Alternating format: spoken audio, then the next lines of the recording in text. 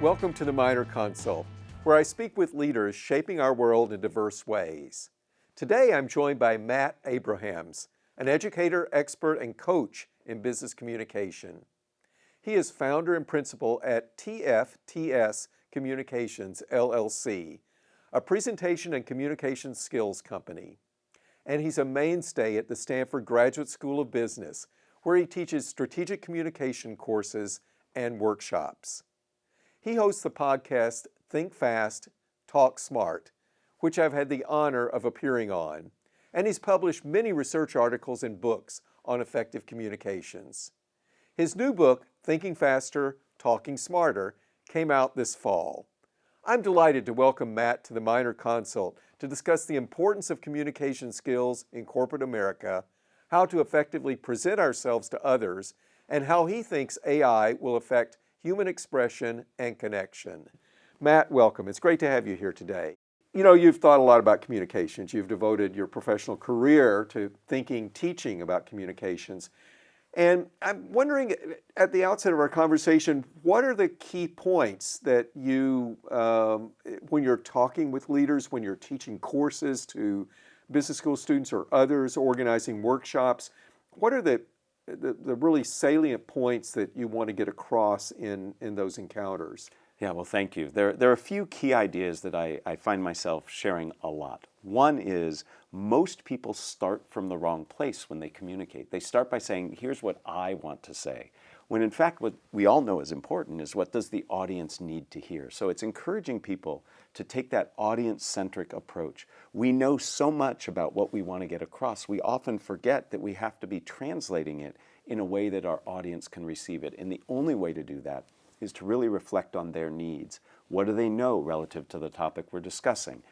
How do they feel about the topic? Where are some areas of hesitation or resistance?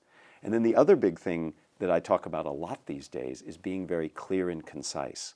I think attention is the most precious commodity we have in the world today. Our attention is constantly being pulled in different directions, and we need to make sure that our content is concise, clear, and relevant so people can actually digest it and do something with it. Those are the two big areas I talk a lot about.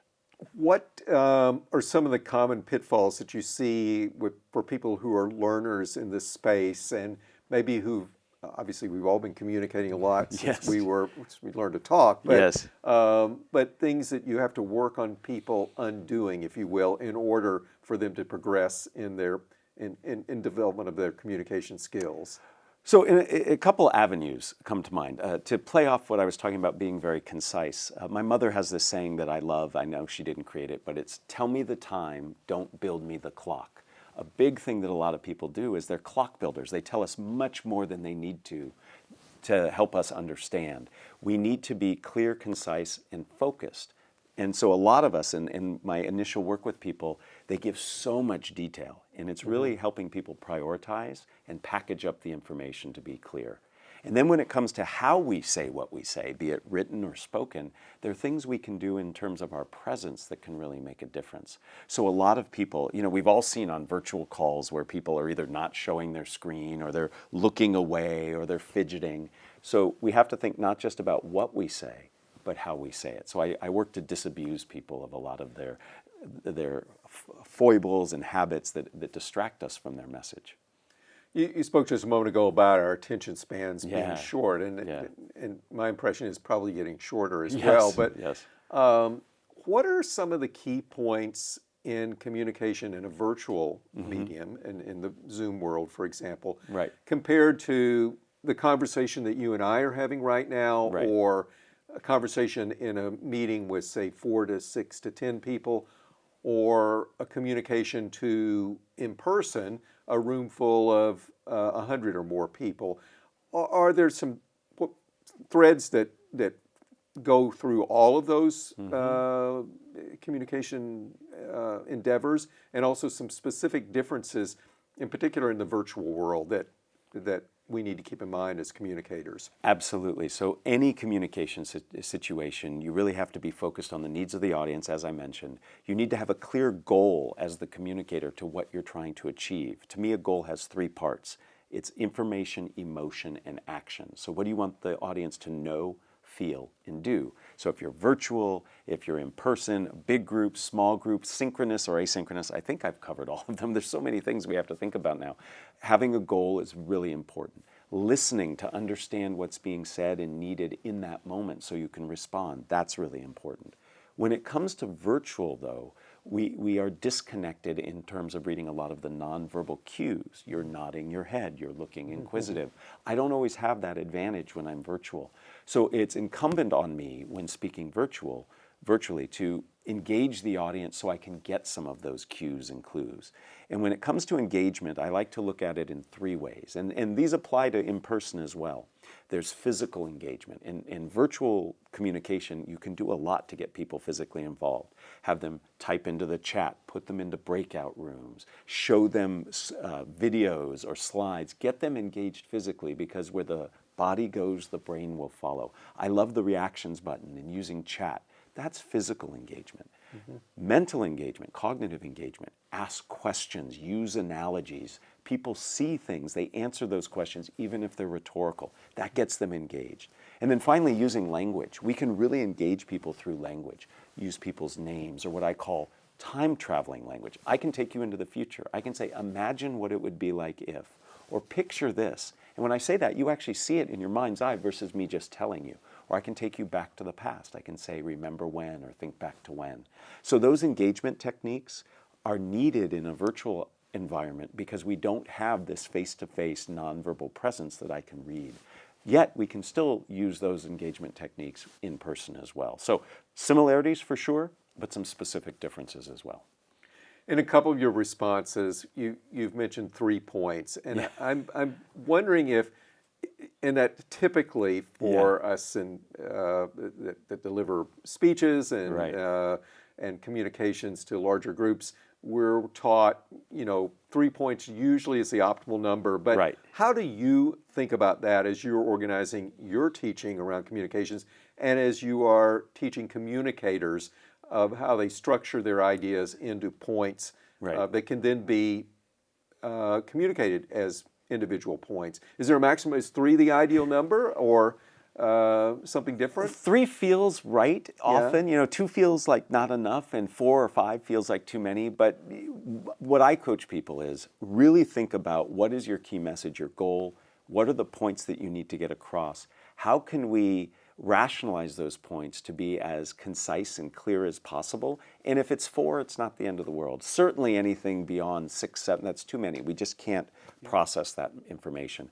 The key, though, it's less about the number and it's more about the structure itself. Yes. We are not designed, humans are not designed. People in your organization, I've interviewed many of your neuroscientists, we've talked about the power of story. Our brains are not wired for lists of information. We just can't process it well. What we do process well is information that is logically structured, connected together, a story, something with a beginning, middle, and end. So one of the things I coach people all the time on is how to structure information using frameworks. And there are many frameworks that we can leverage. A very common one, anyone who's ever sold anything or seen an advertisement has seen the problem, solution, benefit structure. Here's a problem or issue, here's how we resolve it, and here's the benefit. As a speaker, if I can put my content into a structure, it packages it up nicely for my listeners. It also takes the cognitive burden off of me to think about, how am I going to say this? I know how. So if you are somebody who is being interviewed a lot, you can leverage a structure to answer your questions. I do that in the questions you're asking me. I give an answer, I give an example, and then I explain how others can use it. That's a structure I'm using. I hope the people listening to this don't feel like I'm being overly structured in my answer, but it helps me and hopefully helps them get my answers across. One of the things you write about in your recently released book is how to plan for the unexpected in communications. And could you talk a little bit about that now? And of course, that's becoming more expected, that there will be the unexpected. And we live in a challenging world where conflict is becoming more and more common and more open, and that may actually be a good thing. How do you teach leaders how to prepare for the unexpected, and what, perhaps first, what not to do in response to the unexpected? Yes, and so in my new book and in the work I do, I call it Think Faster, Talk Smarter, because we all are being put into these circumstances where we have to respond in the moment. Sometimes it's conflict, sometimes it's questions, sometimes it's feedback.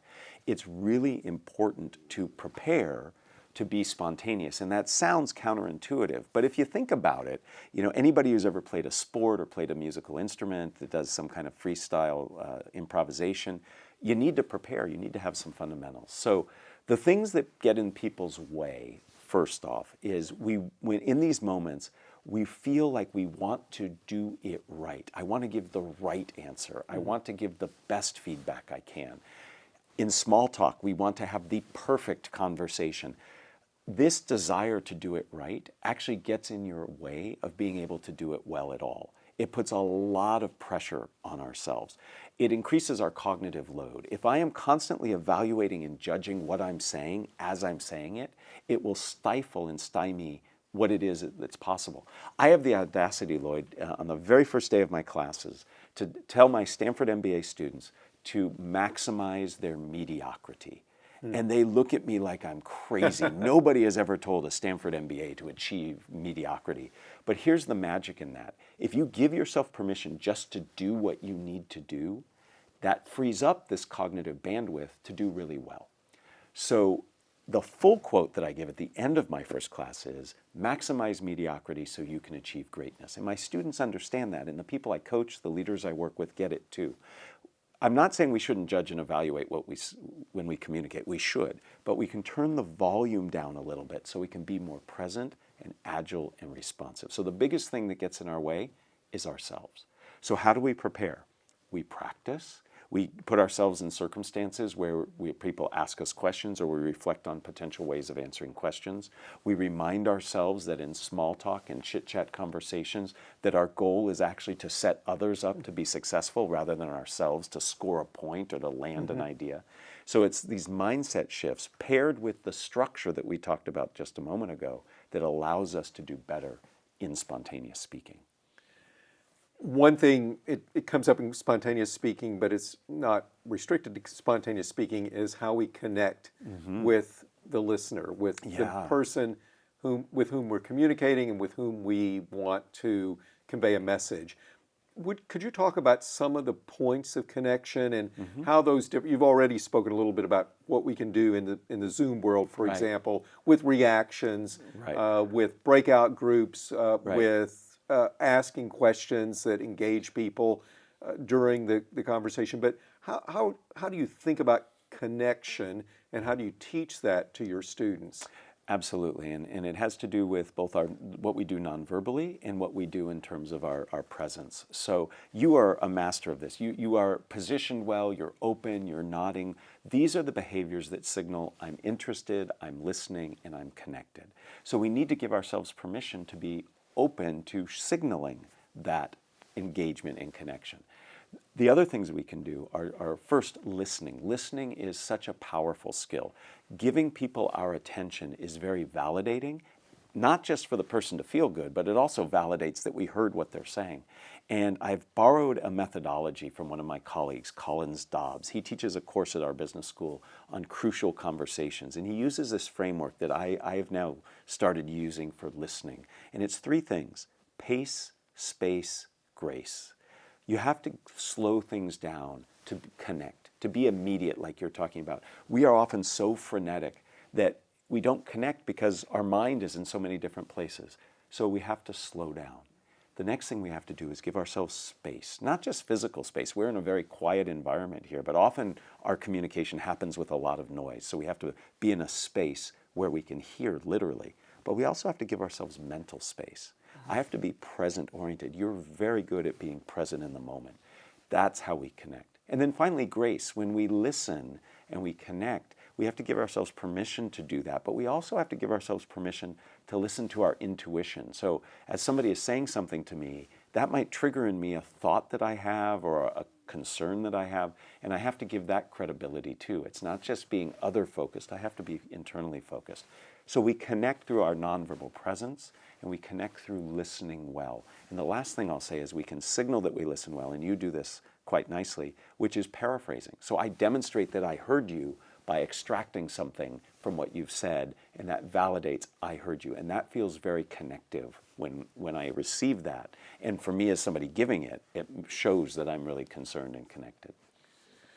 Matt, we're facing across the board, if not a crisis, at least a challenging set of situations regarding trust. But it's something I'm concerned about, particularly because trust in science, trust in medicine, although people trust their doctors, and that's a good thing, and we must always do everything we can to preserve that.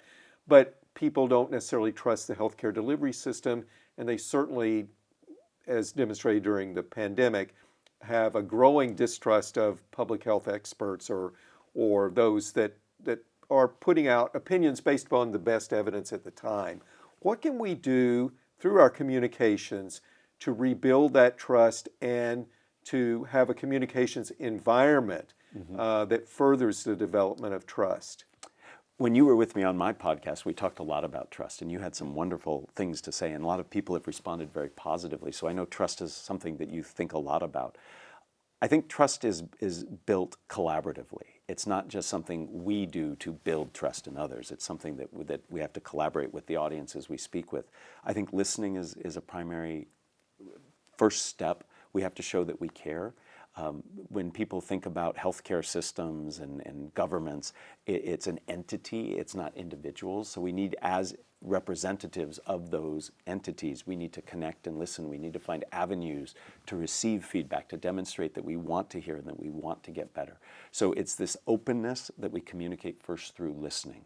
I think we also have, again, going back to this notion, we have to understand what's important and relevant to the people we talk to. I am by no means a healthcare expert, but I am a participant in healthcare, and some of the messages that I receive from healthcare companies are not framed from my perspective. And I think if we can simply understand the right lens through which to communicate, that begins to build trust. I think also showing success.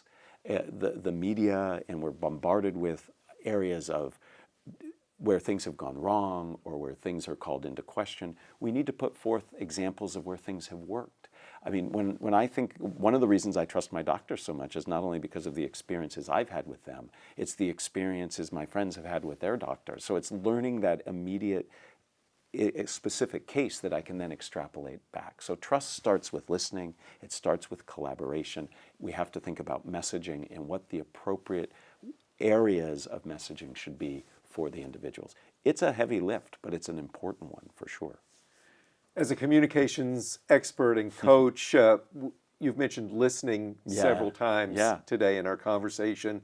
How do you teach your students, those that come to you for coaching, to be better listeners?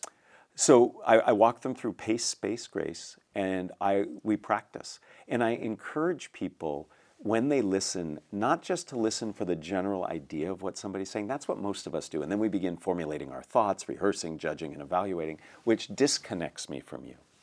What I encourage people to do when they listen is to listen for the bottom line. What is the key takeaway of what the person is saying?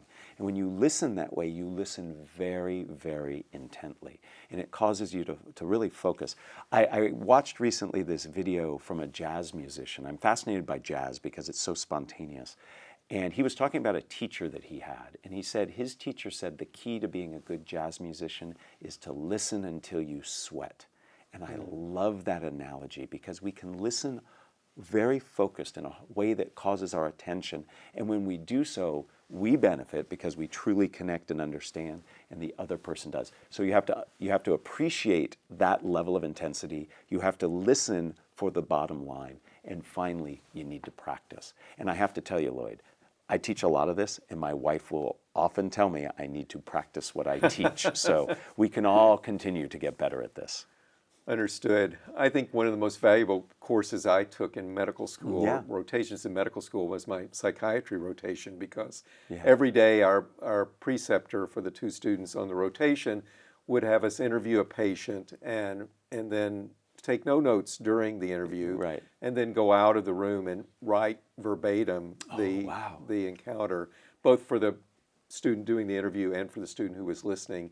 And at first, it's extraordinarily difficult. Yeah. And then, and you really do have to focus. Yes. And then it becomes, and really, I guess the key is that you become better at understanding what it is to focus and to put everything out of your mind except for the conversation and the communication you're having in the moment. And that's something I think all of us are challenged to do because there are so many things that go through our minds. Right. And the one thing that I wanted to highlight from what you said, and you shared that story on my podcast, and I've been thinking about it a lot because part of what I think you're developing in that moment when you were having to do that, where you couldn't write it down and then you had to repeat it, is you're training your brain to look for patterns, and you're finding patterns, and you're saying, oh, this case is very similar to that case, and that helps you remember it, and that helps you then communicate about it better. So listening is the first step for pattern recognition, which can help us in the moment when we're on our feet and we have to respond right away. We can invoke those patterns that we've internalized. So it all starts with listening and observation,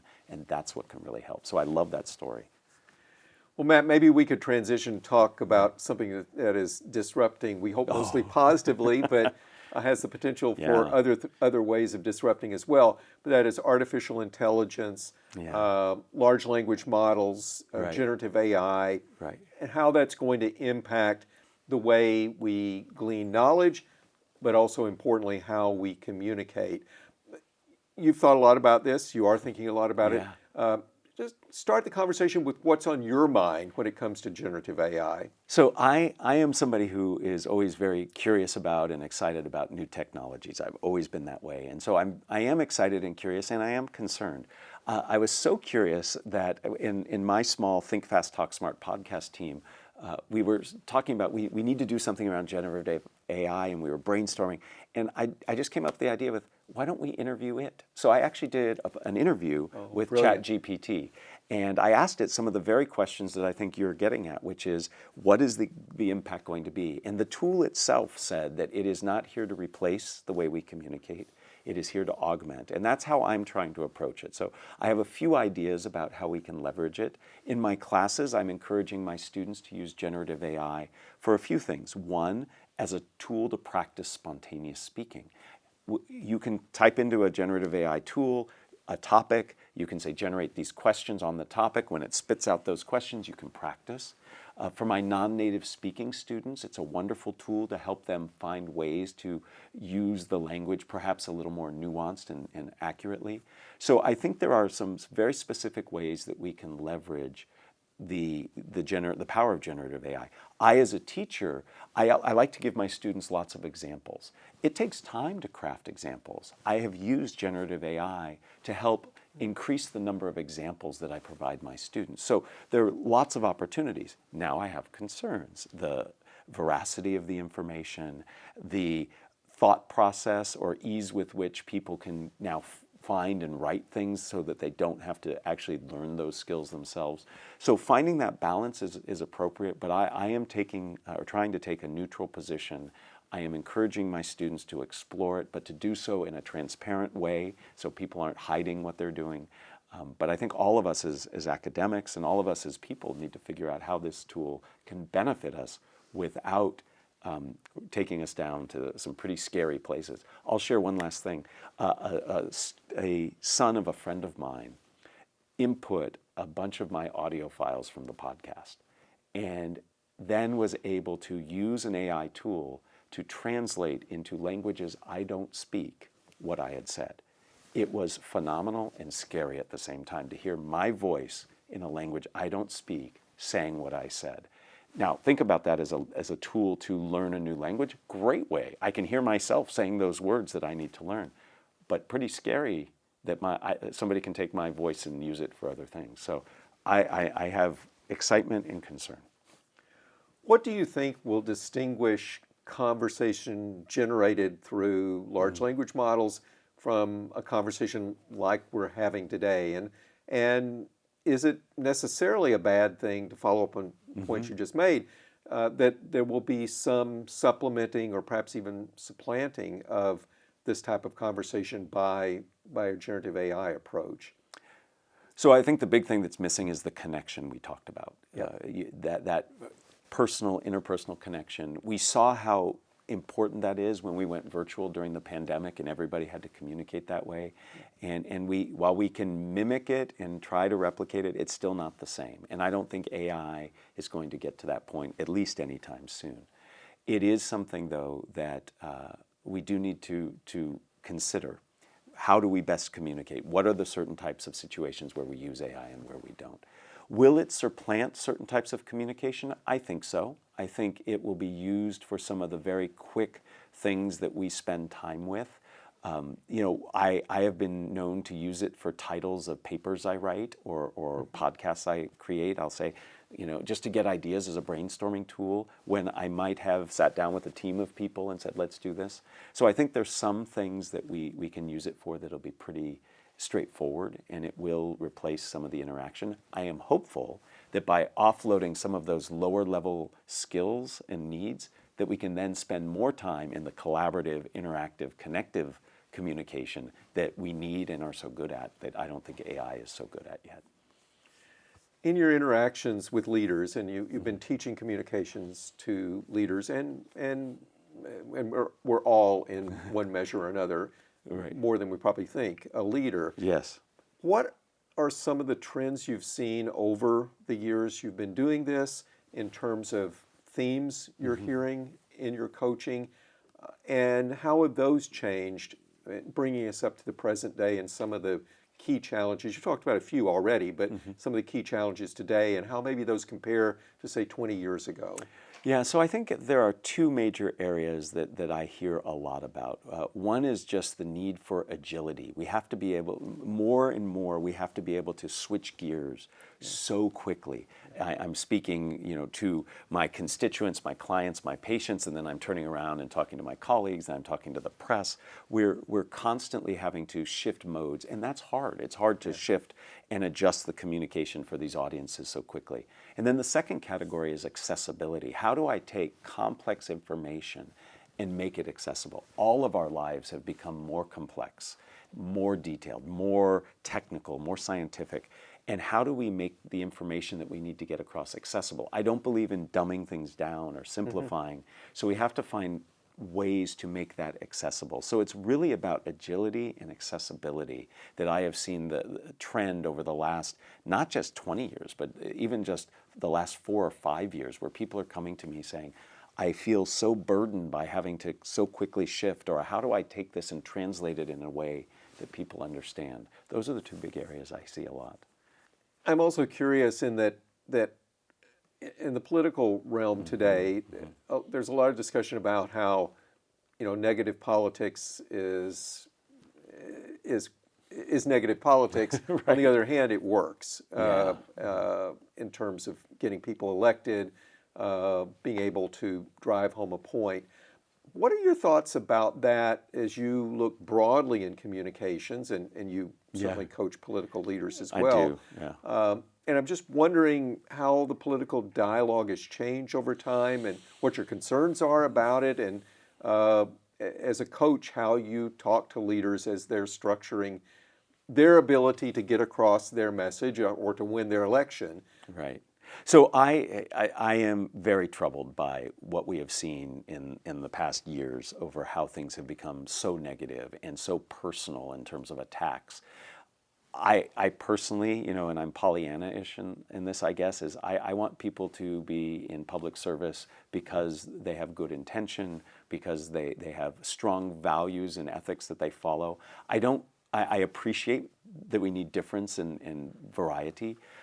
When the people I coach who are in this sphere and other spheres, I talk a lot about authenticity, and I work to help people not just understand their values and their ethics, but to find ways of presenting that in a positive light. It doesn't mean people have to agree with you. Now, if somebody does go negative, I do coach people how to respond. I don't think the best way to respond is to go negative back, but to acknowledge your point of view and to correct where errors are made or things are not factual, but come back to your core principles and core values. We are better as people, we are better as a society when people are authentic and they're representing their point of view fairly and in a way that is deemed appropriate and I would like to say polite. It really bothers me when people get offensive just to get sensational coverage, and that to me is not appropriate, and I never coach anybody to go down that path. I think that's an incredibly powerful message. Do you feel like you're getting your message across? Well, I hope so. I mean, Yes. I only work with people for whom that message resonates, and I am often asked to comment on what happens when things do go negative, and I try to point out the fallacies there. I'm trying my best. You know, where I think I can have the biggest impact is with the 45 students I have in every class I teach, and, Sure. and I really try to help drive these points home and help people discover their own truth and ethics and try to encourage them to present them in a way that is authentic and appropriate.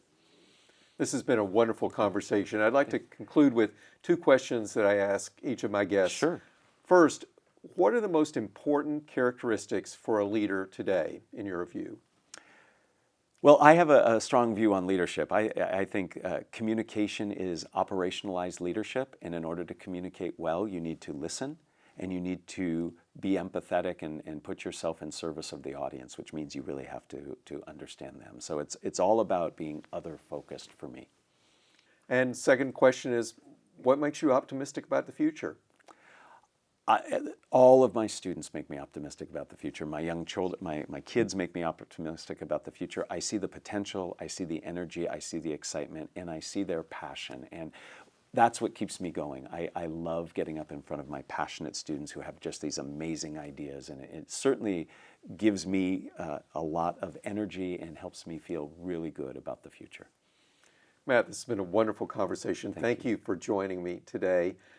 And thank you for listening to the Minor Consult with me, Stanford School of Medicine Dean Lloyd Minor. I hope you've enjoyed today's discussion with author, educator, and strategic communications coach, Matt Abrahams. Please send your questions by email to theminorconsult@theminorconsult.com and check out our website, theminorconsult.com, for updates, episodes, and more. To get the latest episodes of The Minor Consult, subscribe on Apple Podcasts, Spotify, or wherever you listen. And if you enjoyed today's episode, please rate the podcast 5 stars. Your feedback helps make this podcast happen. Thank you so much for joining me today. I look forward to our next episode. Until then, stay safe, stay well, and be kind.